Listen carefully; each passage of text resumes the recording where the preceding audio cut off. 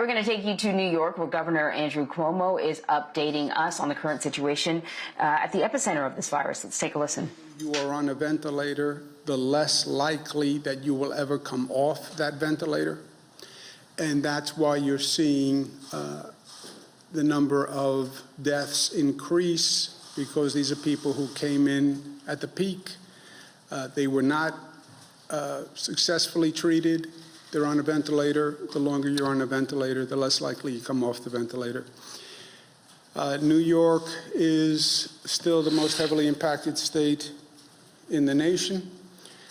New Jersey, which is on the curve a little bit behind New York, is suffering. And again, our thoughts and prayers are with them. I spoke to Governor Murphy of New Jersey today, and we talked through the situation and working on joint strategies, but our heart goes out to all of our neighbors in New Jersey, Michigan, California, Louisiana. In terms of how we're operating, how we're managing the situation, as we know, the hospital system basically is a three-legged stool. It relies on number of beds, number of staff, and the equipment. Number of beds, we have started with a system of about 53,000 beds statewide. We're up to about 90,000 available beds, so we have more than enough beds available. Staff has been a problem. Staffing, healthcare staff is getting sick.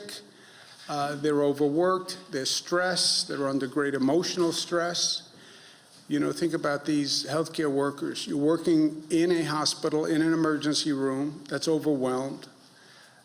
You're worried about your own health. You then go home. You're worried about bringing a virus home if you're infected. At home is under stress, as every home is under stress.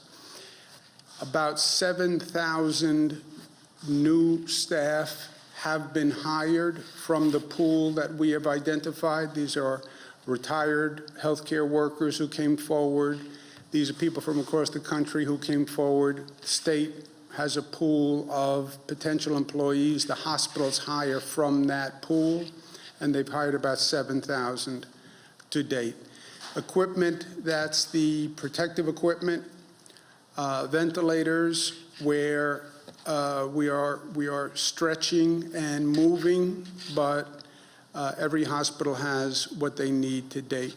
And then we balance the patient load among all hospitals, so no hospital, single hospital or system gets overburdened. And that's a daily adjustment which takes tremendous cooperation among all of the healthcare institutions. I thank them very much for what they're doing.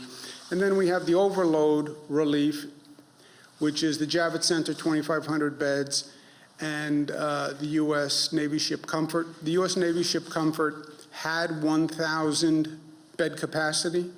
It was originally for non-COVID patients. What wound up happening was we don't really have non-COVID patients. Closed down society, there's fewer traffic accidents, crime is down. So the original plan, which was the Comfort would take non-COVID cases from the hospitals, didn't really work because the hospitals didn't have non-COVID cases. I called the president yesterday morning, asked him to speak to the Department of Defense to see if they would change it to COVID. The president, to his credit, moved expeditiously, called me back yesterday afternoon, said they would make the Comfort non-COVID.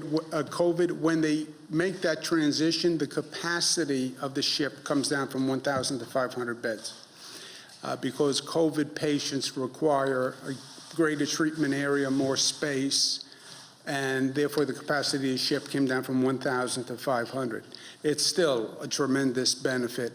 So between Javits and the Comfort, that's 3,000 beds, which is a welcome overload relief to the hospital system, which is already extraordinarily stressed. But I spoke to General Shaughnessy today, who we spoke through the Comfort and Javits. The Department of Defense has been fantastic.